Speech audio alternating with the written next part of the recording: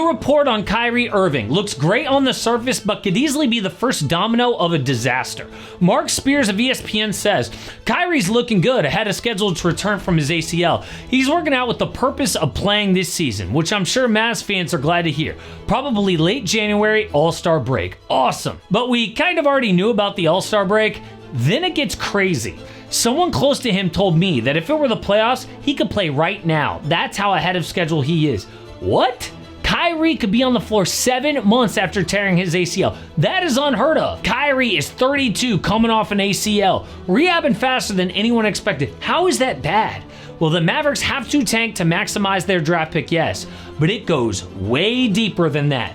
This Kyrie news could set off a chain reaction of trouble. Like just when Cooper Flagg thinks the Nico Harrison drama is over, he walks into a whole other mess. Can the kid get a break? Because Kyrie is key to what comes next. But I am so jealous. You guys know that I've been a little sick, so my wife went to the game and not me. Look at these pictures she took of the fans, Kevin Durant, who was great that night. I have got to get well to go to a game, which is why I want to give the sponsor of today's video, SeatGeek, a huge shout out. With over 35 million downloads, SeatGeek is the #1 rated ticketing app. So what game am I looking forward to? Well, the Nuggets are in H-Town pretty soon. How could you not want to go to that game? And when I look around, looking at the lower bowl, got to get a good view of Jokic and Durant. Over here, you can get in the door for just 141 bucks, 2 tickets, lower bowl. And SeatGeek's got your back. Each ticket is rated on a scale of 1 to 10, so you know that you're getting a good deal. Look for the green dots. Green means good, red means bad. Plus, every ticket is backed by their buyer guarantee. And of course, I've got a code for you guys. You can use code AMHOOPS10 for 10% off your next set of tickets at SeatGeek.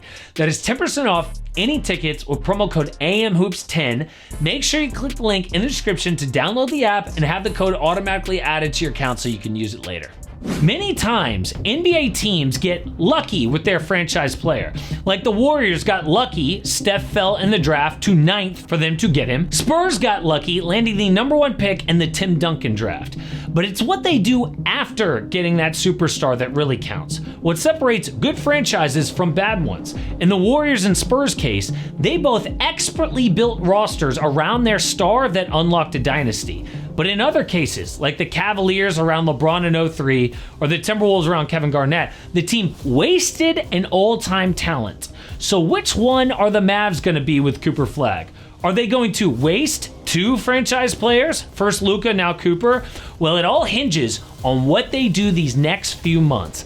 That is how big this is. How big the GM hire is too, by the way. It can make or break Coop's entire Mavs career. So the first thing is the draft pick. While building around Luka, Nico Harrison traded all their picks until 2031 outside of this year. So Coop was dropped into a win-now team. Only problem was they suck. All Nico got to replace Kyrie was D'Angelo Russell, so Jason Kidd played his rookie at point guard, at a position set up to fail. Coop faced elite defenders, had no one to set him up in good positions, which led to the worst offense in the NBA. I'm talking a 103.2 offensive rating. Gotta go back to 2021 to find something worse. Now the good news is Kidd bailed on point Cooper, moved him to small forward. Since then, his numbers have bumped across the board.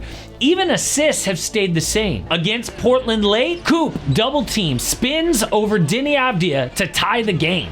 He then goes at all defense to Monty Kamara to send the game to OT at the line. At 18 years old, so things are looking up. But here's the problem. Even with Cooper looking better, the team can't just decide to tank, okay? Tanking is tough. You have to be bad all the time. The Mavs aren't bad enough. I mean, look around the league. Washington, historically awful. Brooklyn can't defend a high school team. Indiana in a full-on teardown. These teams are trying to lose. They're naturally terrible. Dallas has to work to be this bad.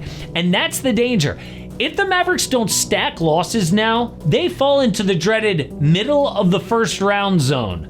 where you get no star, no chance of a real help next to Cooper. And unlike those other teams, Dallas can't take their time. They don't own a pick again till 2031. This is their one bullet. So these tiny improvements, like moving Cooper to small forward, getting a little healthier, getting Kyrie back, those things are good, but they're also catastrophic if you're trying to land a franchise-shifting player. You literally cannot afford to mess up a single week of the season. One little win streak, one stretch of confidence, boom, suddenly picking 11th instead of 3rd. And that's the difference between getting a guy who helps Cooper win a ring and getting a guy who's like out of the league in 4 years.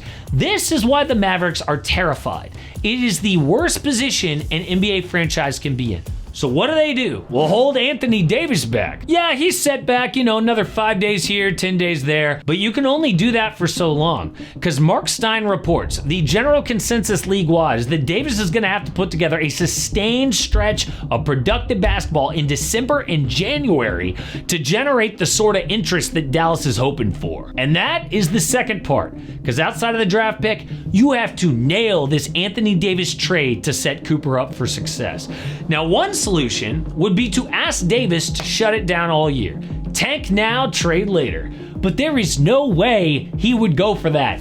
AD is 32 years old. You think he's going to waste maybe the last year of his prime on the couch? Plus, he's eligible for an extension next offseason. Same for Kyrie. No extension, but dude wants to play. Remember, Spears said, someone close to Kyrie told me if it were the playoffs, he could play right now. That's how ahead of schedule he is. I hear he wants to be back and he's ready. Now you're going to ask him to shut it down for the season. I am sorry, but both of these guys have a history of demanding a trade. And if the Mavs want to protect that draft pick, they've got a problem. Play the stars and risk a terrible pick, or shut the stars down and risk a mutiny. They've already had a hell of a time with this Nico Harrison mess. I wouldn't put it past AD and Kyrie to say, get me out of here. Oh, but that would never happen. Kyrie's so happy in Dallas. What makes you think it's any different? Kyrie in Cleveland didn't like LeBron, so he asked out. Boston didn't like the fit, so he left. Brooklyn didn't like the vibes, so he asked out. Now in Dallas, who he's happy with Luka Doncic. What happens when Kyrie realizes he's now a mentor for Cooper Flagg? Is that really what he wants for his last chapter, really? Dude may be 32 off an ACL, but still an elite ball handler, shot maker. And now he's just gonna be another mentor to young guys like the new Chris Paul. Really? You can easily see a world where he wants to move on, especially if they then ask him to shut it down while healthy. That's why Kyrie being ahead of schedule is low-key the worst news possible. It forces the Mavericks into a decision they cannot win. Let him play and ruin the tank, or sit him and risk ruining the relationship. And that's another problem in building around Cooper. They don't have the pick for next year, so not only do they need to trade vets to tank now, but keep enough talent to be good next year. Wow, I feel bad for whoever gets this GM job long term, because it's like team building on hard mode. So let's be clear on why the Kyrie news is bad. The Mavericks are now sitting at the most important stretch of decision-making in the Cooper Flagg era.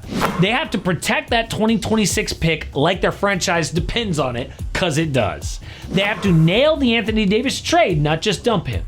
And they have to survive these next few months without alienating the only veteran talent they have left.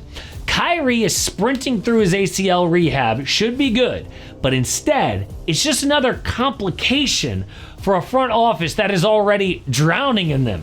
Dallas doesn't have room for one more misstep, one more complication. They already burned Luka's prime. If they mishandle this stretch, they also risk burning Cooper Flagg's before it even gets started. But one thing you guys always comment to me is you want two things in a video. You want positive videos about the game and small market teams who are good, like the Oklahoma City Thunder. So I had to look at what makes OKC so crazy good. They are on pace to break the regular season record. And they're doing it outside of the normal like super team, Kobe, Shaq, MJ model, but just as dominant. So how are they doing it exactly?